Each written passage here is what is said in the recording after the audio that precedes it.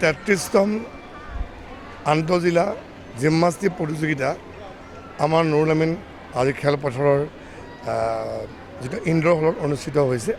যোৱাকালি আজি অহাকাইলৈ চলিব আৰু ইতিমধ্যে 13খন জিলাৰ আজি প্ৰতিযোগিতাসকলে ইয়াত তেওঁলোকে কৰিছে আহিছে আৰু খুব এটা সুন্দৰ পৰিৱেশ গম পাইছে।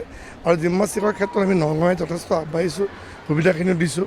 কিন্তু মই জিমনাষ্টিক অসমৰ সভাপতি হিচাপে আমি আগন্তুক সময়ত অসমতো বহুত পৰিকল্পনা লৈছোঁ, যাতে আমি জিমনাষ্টিকত বহুত ল'ৰা ছোৱালী আমি উলিয়াই আনিব পাৰোঁ। আমি সকলোৱে গম পাওঁ জিমনাষ্টিকটো হৈছে এটা মাদাৰ গেম, কাৰণ প্ৰথমতে যদি জিমনাষ্টিকত দিয়ে নিজৰ সন্তানে তেতিয়া বাকীবোৰ খেল খেলিবলৈ সুবিধা হয়। গতিকে পৰিৱেশটো আমি যাতে আমি কৰিব পাৰোঁ তাৰ কাৰণে ব্যৱস্থা আমি ৰাখিছোঁ। আমাৰ যোৱা সময়ছোৱাতো ভাল আমি ভাল খেলিছে আৰু ৰাষ্ট্ৰীয় পৰ্যায়ত সুনাম অৰ্জন কৰিবলৈ সক্ষম হৈছে। গতিকে আশা কৰিছোঁ যে আগন্তুক সময়ত আমি জিমনাষ্টিকত আমি আগবঢ়াব পাৰিম আৰু অভিভাৱকসকলে যাতে জিমনাষ্টিকত নিজৰ সন্তানক নামভৰ্তি কৰায়। গতিকে এইখিনি আজি সুন্দৰকৈ আজি আমাক শুভাৰম্ভ কৰা হ'ল। অহাকালিলৈকে প্ৰতিযোগিতা চলিব। 33তম আন্তঃজিলা জিমনাষ্টিক প্ৰতিযোগিতা 28, 29 আৰু 30। আমি 28 তাৰিখে দুপৰীয়া ভাগত আমাৰ বিভিন্ন জিলাৰ পৰা খেলুৱৈসকল আহি নগাঁৱত উপস্থিত হ'ল। আৰু যিহেতু খেলখিনি যথেষ্ট সংখ্যক আমাৰ কেইবাটাও এপাৰ্টেজ থাকে আৰ্টিষ্টিক জিমনাষ্টিকছত, ৰিডিমিকৰ 4টা ভাগ থাকে।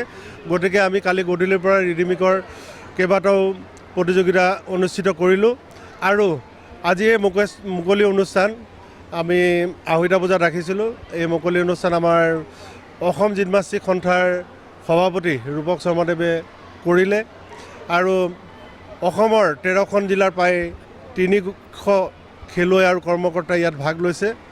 আৰু জানে অলিম্পিকৰ এটা ইভেণ্ট হ'ল জিমনাষ্টিক্স, আৰু ইতিমধ্যে আমাৰ অসমেও ৰাষ্ট্ৰীয় আন্তঃৰাষ্ট্ৰীয় পৰ্যায়ত জিমনাষ্টিক্সত নাম কৰিবলৈ সক্ষম হৈছে। আজি কিছুদিনৰ আগতে 64তম নেশ্যনেল স্কুল গেমছত আমাৰ ছোৱালীয়ে ব্ৰঞ্জ মেডেল পাবলৈ সক্ষম হৈছে। অল ইণ্ডিয়া পুলিচ মিটতো আমাৰ ল'ৰাই মেডেল পাবলৈ সক্ষম হৈছে। ইতিমধ্যে আমাৰ এছিয়ান ৰিডিমিক চেম্পিয়নশ্বিপত আমাৰ ছোৱালীয়ে ভাগ ল'বলৈ সক্ষম হৈছে।